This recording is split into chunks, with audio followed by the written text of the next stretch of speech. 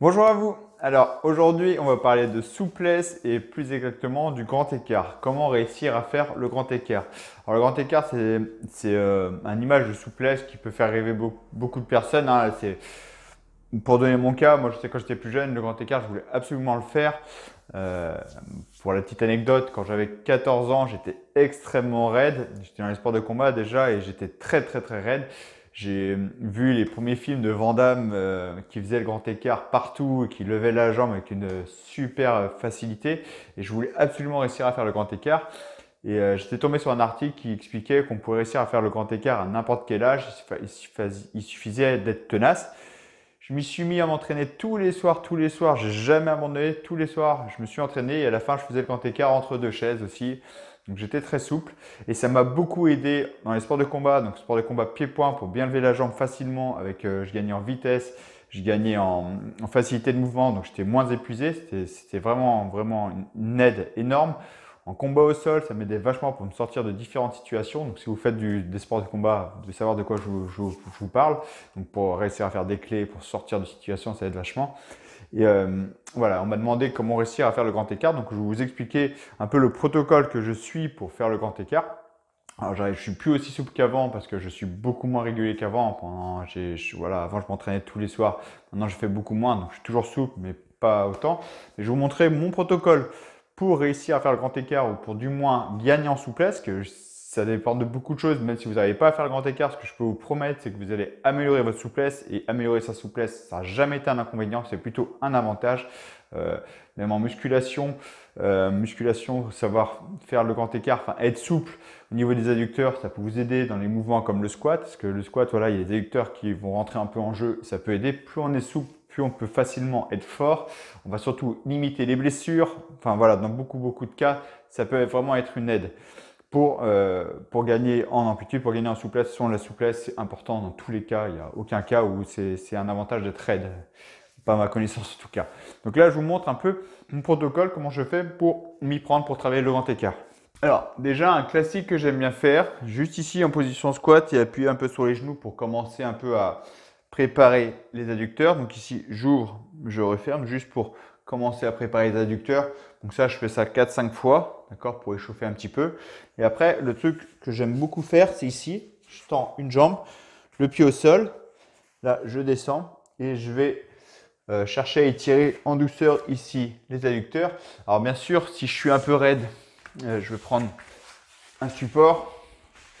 Donc imaginez voilà, si je manque de souplesse, imaginez c'est une chaise, hein, d'accord, visualisez un truc un peu plus haut pour que ce soit plus facile. Là, je prends un support. Donc là, le kettlebell, c'est pas un bon exemple parce que c'est pas stable. Ici, je m'aide sur un support, une chaise, n'importe quoi. Et puis, je vais chercher à descendre de plus en plus en gardant bien le poids sur le talon. Là, j'ouvre bien ma jambe et je vais chercher à amener ma jambe de plus en plus loin. D'accord? Hop, et je pousse toujours sur le genou, ici, la main sur mon pied, je pousse sur le genou. Ça va étirer ici les ischios, les adducteurs et la jambe droite pareil.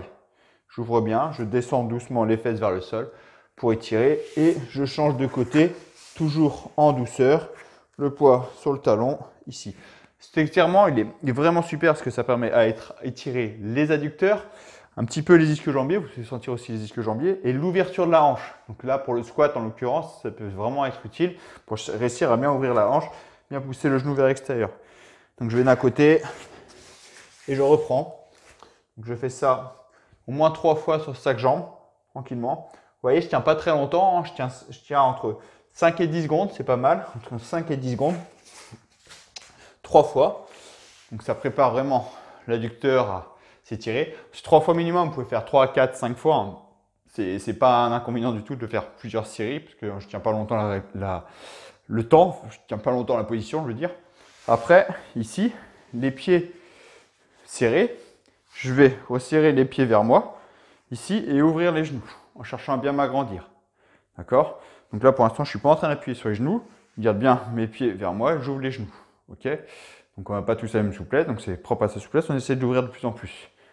Voilà, j'essaie d'ouvrir de plus en plus les genoux, et là j'essaie de maintenir un petit peu plus longtemps la position, au moins une vingtaine de secondes. Là, je relâche, je resserre un petit peu, et je reprends doucement. Voilà.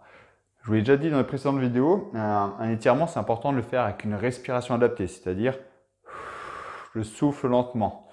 J'inspire, je souffle 3 à 4 fois plus lentement que j'inspire. D'accord? Parce que pour gagner en souplesse ici, quand on va tenir la position de plus en plus longtemps, cherchez à jouer sur le système nerveux, donc jouer sur la respiration. On va inspirer, et on expire 3 à 4 fois plus lentement qu'on inspire. Ça va permettre de détendre les muscles, le système nerveux va se relâcher et on va pouvoir gagner en souplesse. Ensuite, pour travailler un peu plus de grand écart, ici, je vais ouvrir les jambes. On va essayer de les garder tendues, d'accord? Propre à votre souplesse, encore une fois. Là, je vais chercher à m'agrandir. Donc, ça va commencer à étirer les adducteurs. Alors, je répète, les adducteurs, vous pouvez sentir jusqu'ici. Hein. Ça s'accroche jusqu'au genou. Il y en a 5 muscles adducteurs de chaque côté. Donc, les adducteurs, c'est ici jusqu'au genou. Et là, je vais chercher à mettre les mains derrière les fesses et m'agrandir le plus possible et pousser le bassin en avant. D'accord? Donc, dès que vous commencez à sentir que ça tire, vous gardez la position. Donc ici, les mains derrière les fesses et je pousse en avant et je maintiens. D'accord? Je m'agrandis bien. Alors, si vous vous concentrez bien sur la respiration, au bout d'une vingtaine de secondes, vous allez sentir que vous allez pouvoir aller un peu plus loin, que la position sera plus facile à maintenir. Ce qu'il ne faut surtout pas faire, c'est ça, des à-coups ici forcés. Faites pas d'à-coups, c'est dangereux. Donc on maintient la position, ça devient dur, ça tire, je bloque, je stabilise, je m'agrandis bien. Je me concentre qu'à une chose, à la respiration. Je respire, j'inspire, j'expire doucement. Au bout de 20 secondes, je suis à l'aise, je resserre un peu les mains plus proches des fesses et je pousse un peu plus loin, je m'agrandis un peu plus, j'augmente l'étirement. Pareil, je maintiens à peu près une vingtaine de secondes. Donc en gros, l'étirement va tenir sur 40 secondes. C'est pas mal de tenir entre 40 et 1 minute, 40 secondes et 1 minute. Et là, j'ai fait 40 secondes, je relâche, je récupère doucement, je resserre un peu les jambes. Je viens d'étirer les adducteurs, je viens d'allonger le groupe musculaire, donc j'évite de resserrer les jambes à la force des adducteurs. Je mets des mains, je fléchis les jambes et je mets des mains. D'accord? Et déjà rien que là, rien que juste qu'on vient de faire ça, là, vous avez vu, ça prend 2-3 minutes le tout. Vous faites ça tous les soirs, déjà vous allez gagner énormément. En une semaine déjà vous allez gagner. Si vous avez un peu de temps, essayez de faire 2-3 fois ce mouvement à la finale sur pareil 30-40 secondes parce que vous allez voir que la deuxième fois, vous allez déjà aller un peu plus loin. Sinon, moi en général, je fais celui-là qu'une fois. Après, j'aime bien le faire un peu plus redressé, les mains au sol. Je descends doucement, donc on contrôle bien, on se fait pas mal.